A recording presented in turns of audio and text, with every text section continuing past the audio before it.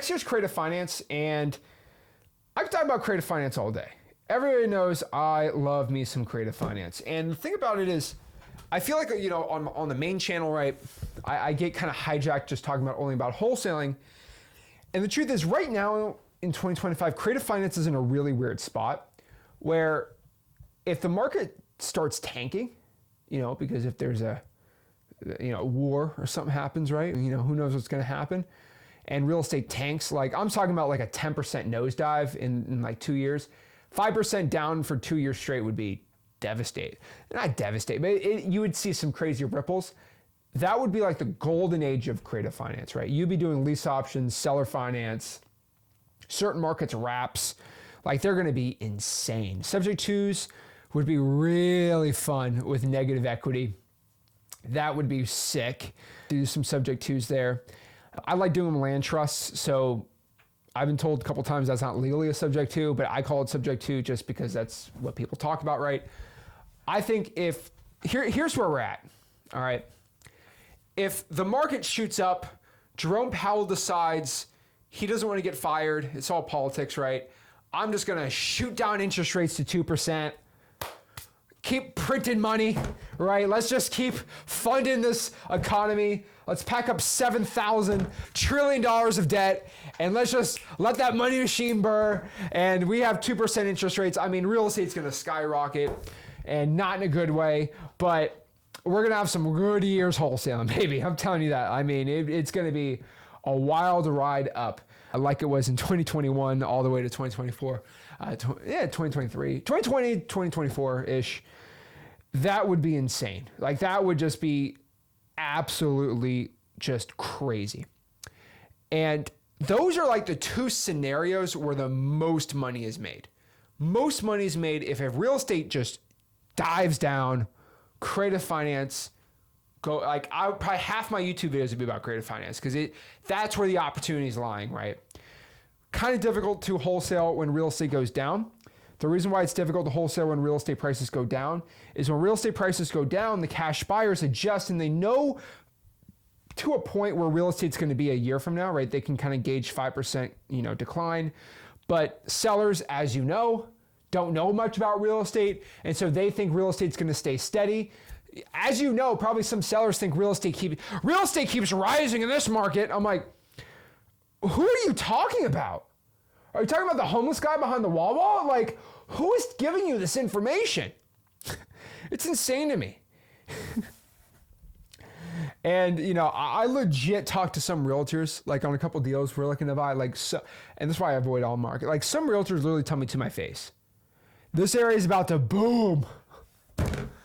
I'm like, homie, real estate in this market's down 3% year over year. What are you talking about, boom? Like, get out of here, dude. And so the sellers take a long time to figure out that real estate prices go down. Ugh, depressing, but it's true. And that's kind of the ways we're going to make money either way. Now, most likely scenario, and this is not the most fun one, but real estate goes down another 1%. It might go down 1% again, and then goes up 2%, then goes up 3%, and then -1, then up 5%, and then down 3%, and like a very slow up and down decline. Now, the one secret about real estate, and this is just real estate always in general, and it's been real estate for the past 300 years. It has always done this, right? Every year go up or down like this, like, oh my gosh, it's so volatile. But if you zoom out like 30 years, it always does this. It always does this. But it always does a linear line up. Okay, linear line up. All right. And same thing with stocks, same thing, everything like that, right? So you just got to understand that overall it's going to keep going up, but it's where it goes next year or two, which you're going to see the most momentum. All right. So if you're in creative finance right now, I think for 2025, the move is to do the move that I've always done. I have never kind of wavered from this. And this may be the way I was taught real estate wholesaling, but it has always served me the best. And I've tried every other which way. I've tried to be like creative finance first, wholesale second. I've tried to be wholesale only, screw creative financing. I found kind of the mix to be the best, right? It's where you go after a lead, you try to buy it, on wholesale terms, right? You try to get it for the lowest price you possibly can, and they say, no, I want way too much money. And then you just go down the list, right? You eliminate options. So it's like, okay, well, why don't you go list the property? And they say, well, I don't want to deal with a realtor. I'm like, okay, cool. Well, why don't you rent the property out? That sucks. I'm like, yeah, I know. Well, I mean, you want 170 for it? It's like, yeah, I want 170. I'm like, I mean, would you take payments on it? I mean, I give you 170 if you can give me payments on it. And like, what's payments? I'm like, well, what I would do is I would just give you some money up front and I'd pay you every single month in payments. Like, I mean, that's it. And be like, well, what if this happens? What if that? And then you just answer the objections. And the interesting part about that is it fits like a glove. Like, it's only going to fit in certain situations, but a certain percent of wholesale deals, they're going to say, well, that actually sounds great. And I'm like, boom, there we go. And it was kind of funny. Creative finance works in very, very specific situations, but if you have it in your mind, it'll work really well. Like, another example here is like, I had somebody else talking this week, and they had the seller that basically bought this house like 30 years ago for a nickel and a knitted blanket in the 1974, basically, and now they want to sell it for $300,000. I'm joking, but like, they bought the house for like $10,000 and sold it for $300,000, right? It's hilarious to me, right? Like, absolutely hilarious to me. And the thing about it is, he was like, well, I don't want to 1031 exchange this property, and I need to sell this, but I don't want to sell it because I'm going to have to pay taxes on it. So like, what do I do? And I had this person try to do an installment sale, and he looked it up and he's like, well, I could pay less in taxes. I'm like, yeah, there we go. And so boom, he's doing an installment sale. And that's another creative finance strategy. I'm not getting the whole 5-hour creative finance spiel today. We should probably do a whole creative finance day or week. That'd be pretty cool to do. But creative finance is going to be something coming out. I mean, I think with wholesaling, I think 95.5. I think 5% of your deals should be creative finance to a point, maybe 3. It's 1 to 5%. It's not 0, but creative finance would be pretty dang good. And the thing about it is, you got to learn the different types of creative finance, right? Seller financing, right? Seller financing is really good. I love lease options, creative finance, and subject twos, right? I don't want to overcomplicate this. I'm not even getting at wraps right now, but I think overall learning it the right way would be very, very beneficial for everybody. But the cool part about that is, if you're a brand new beginner, you can either send us a deal at sellmypaper.com and we can do creative finance with you, or you just have somebody in the community here in the Discord that knows it and loves it, and they could get it, right? It is like Cinderella's glass shoe. Okay, you got to understand this. The shoe fits or it doesn't fit. Don't try to force it. It's a glass shoe, okay? The sucker's going to break. And not to be weird, but like, you can't force a creative finance deal down somebody's throat, because it has to work in a certain situation. All right? Like, it's just got to be a certain situation. The way I look at it is, if you want to qualify somebody for it, you got to ask the right questions. You have to try a wholesale offer because they're motivated, and then they say no to that and eliminate the options. I describe this as, selling peanut butter, Reese's peanut butter cups. Now, 99% of you guys, if I try to sell a Ginn branded Reese's peanut butter cup, you guys buy it and love it. It's tasty, it tastes good. 1% of you guys say, I hate peanut butter. How dare you even offer that? And then you guys say, I'm deathly allergic to peanut butter. How dare you? Well, you just ask somebody, well, are you allergic to peanut butter? They say no. And I'm like, okay, well, would you want to buy this? Versus just trying to sell them it out of the beginning, right?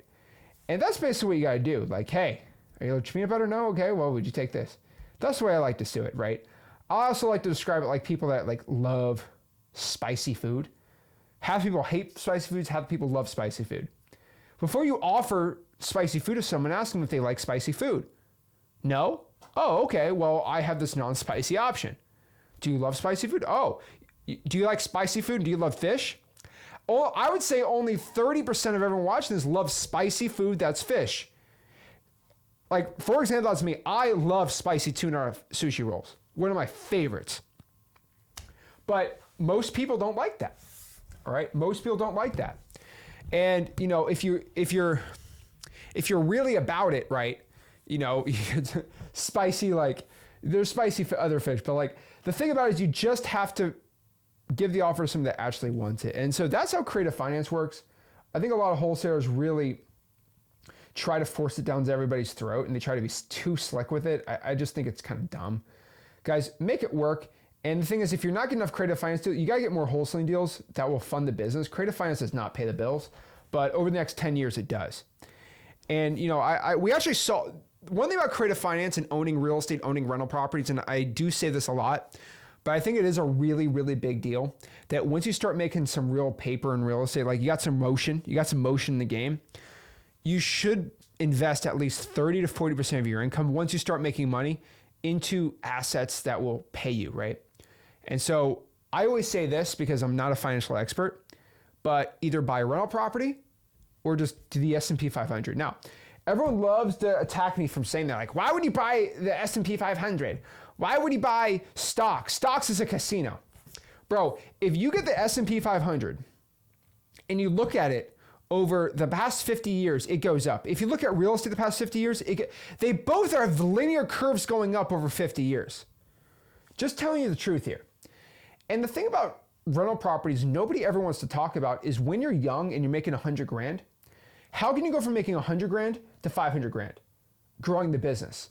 And the most important part about your business is going out here and investing your time into it and then growing it from there. And if you just buy stocks, S&P 500, VOO, right, or SPY or whatever mutual, just buy S&P 500 and then use all that time you would have spent on rental properties on literally going out here and doing wholesaling, you probably make more money. Now, what's the best return on your investment? It's not stocks at all. I will tell you this. My worst investments are, okay, I'm wrong. My best investments are stocks technically and lease options.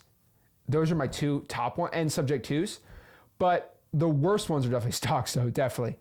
And the thing about it is, on average, I'll make more money on a rental property than I'll make on any other investment. By far, not even close. Because you get the tax write-offs, you get all this stuff, but like, it's more of a game where you can afford to have people rent it out and you can look at it, right? So stick to mutual funds, stick to rental properties that I actually appreciate. And it's very important to do that because if you're watching this, you're 18, 19 years old, like that compound interest is disgusting. And why do you think I said $1 million at 20 years old is the same as 5 million at 40? Is because that's how much it'd be worth if you put $1 million in a rental property. It'd be worth at least 5, hopefully. No, it's 10x every 10 years, right? No, 5 years, it was 10x. No, at 10% compounded. I gotta do the math. Maybe 3 million, 2 to 3 million, right? And that's what I do. You know, the guy who just sold the LA Lakers, they said, oh my God, he bought it for 67 million. He sold it for something billion. And if you did the math, he actually would make more money if he bought a $67 million of rental properties in the 1970s, or if he bought the S&P 500 50 years ago. He actually would have made more money on doing that. And you didn't have to manage the asset. You didn't have to manage the LA Lakers and go through all that time. How much time do you think that guy spent watching basketball games trying to help his team out, right? And stressed out over free agency and stuff like that. It's more of a passion. I totally get it. But you got to understand that way. And so invest your money. I always say it's an important part. I get asked a lot, Zach,